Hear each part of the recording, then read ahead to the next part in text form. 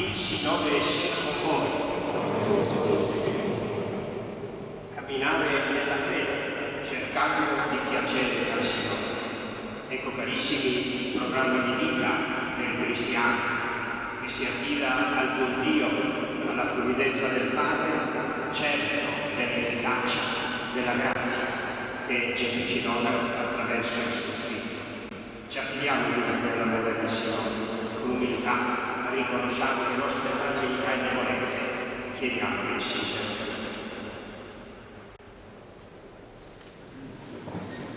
Sia lodato Gesù Cristo. Sempre sia lodato.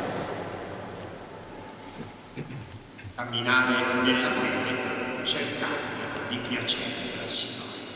È la sintesi abile del messaggio liturgico di questa 10ª domenica del tempo ordinario. Domenica che dà inizio a quel periodo il più lungo dell'anno liturgico che attraverso l'estate e l'autunno ci traghetta verso il nuovo anno, il prossimo avvento e il Natale. E in questo tempo cosiddetto ordinario dell'anno liturgico vengono trattati dei temi proprio ordinari e dunque essenziali nella nostra vita cristiana. Dopo le grandi solennità liturgiche e i tempi forti che abbiamo già celebrato, ora la Chiesa ci aiuta a riprendere il cammino della vita di ogni giorno, certi che la presenza di Dio non viene mai meno. Ecco perché il primo tema così semplice, così immediato e così necessario è proprio questo. Il compito fondamentale del cristiano è camminare nella fede, cercando ogni giorno di piacere al Signore. Ce lo ha ricordato a chiare lettere San Paolo nel passo ai Corinzi che abbiamo ascoltato nella seconda lettura. Sempre pieni di fiducia, sappiamo che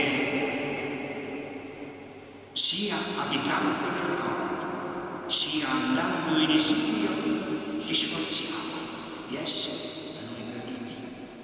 Il cristiano, consapevole di essere in cammino qua giù verso la patria eterna, sa di essere qua giù in esilio nel corpo, incamminato verso la vera patria che è nei cieli, verso la pienezza della comunione col Signore e con i fratelli. E in questo frangente, in questa vita, siamo invitati a camminare nella fede, a compiere ciò che è gradito al Signore. E cosa che è gradito al Signore?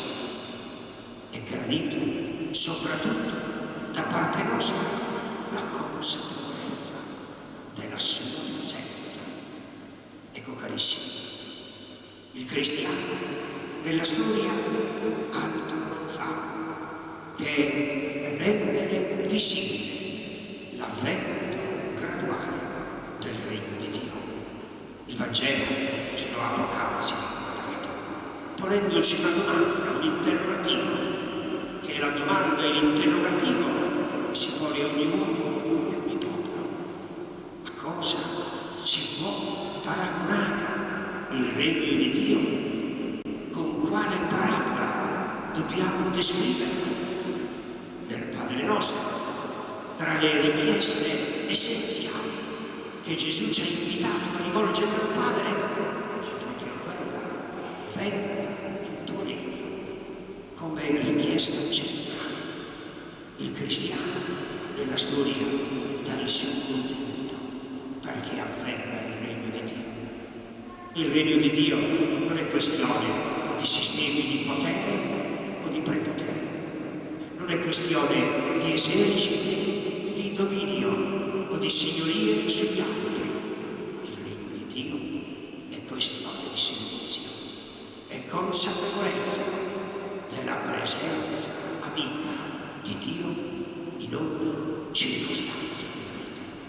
Proprio come affermavano i grandi santi, Sant'Ignazio di Loyola osava dire proprio ai suoi frati, a coloro che lo seguivano nel suo cammino di fondazione della compagnia di Gesù: parte tua agisci come se tutto dipendesse da te, poi lascia alla provvidenza divina, come se tutto dipende dal Signore. Ecco la nostra logica. Ecco il cristiano che nella storia sa che Dio è presente, ma non per questo incrocia le braccia facendo agire Lui e basta, ma anzi si rimbocca le maniche per collaborare al disegno di Dio. In altri termini, in una espressione popolare, il cristiano sa che vale sempre dentro: aiutati, che il cielo ti aiuta, che non è sfiducia della provvidenza, ma consapevolezza che alla gratuità della fede e dell'azione di salvezza di Dio corrisponde la nostra libertà di risposta, la nostra libera adesione a questo disegno di Dio. Il fatto che il buon Dio dona la fede. All'origine della nostra fede non c'era qualcosa di nuovo.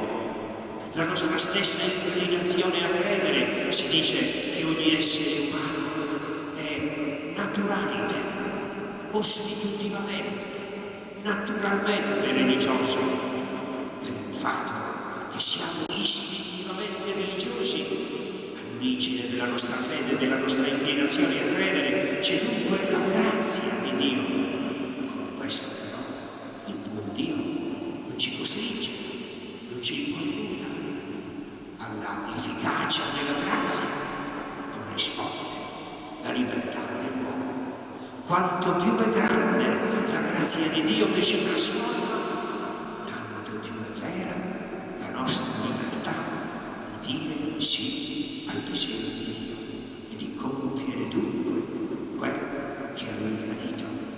Anche la profezia di Ezechiele, ascoltata nella prima lettura, un ramoscello che è piantato su un monte alto diventa un cielo magnifico, un albero grandioso dove tutti gli uccelli e i volatili possono trovare dimora ed edificare il loro nido, simbolo proprio da un lato della piccolezza del regno di Dio che è presente nel mondo e nella storia, e dall'altro la grandezza dell'efficacia di questo regno è per tutti, e ove tutti possono davvero trovare dimora, pienezza di vita e di realizzazione. Le due parabole del Vangelo ugualmente ci incoraggiano, pure nella loro brevità, ci incoraggiano a diventare sempre più consapevoli che non è la grandiosità delle nostre imprese, delle gesta esteriori, non è la forza della nostra logica che fa edificare il regno di Dio, ma la nostra semplicità, la nostra umiltà, il nostro nascondimento, pure però la nostra perseveranza, la nostra decisione, la nostra libertà. Quanto più l'uomo sembra debole, impotente, semplice, umile, se si fida di Dio e si affida alla sua azione di salvezza, il suo regno si edifica e davvero raggiunge il cuore di ogni uomo, proprio come in sé, che una volta gettato nel terreno marcisce e muore e spontaneamente produce frutti, proprio come quel granellino di senape, che ugualmente è il più piccolo di tutti i semi, ma una volta seminato produce il più grande tra gli ortaggi.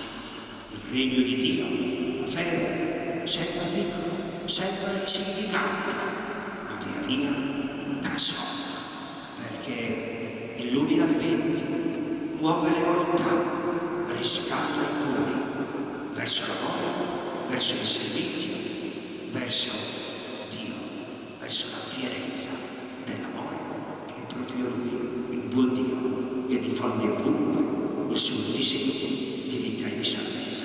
Facciamoci collaboratori liberi e ardenti di questa azione di salvezza del Padre. Così sia lodato Gesù Cristo. Sempre sia lodato. Tutti insieme la professione della nostra fede. Credo in un solo Dio,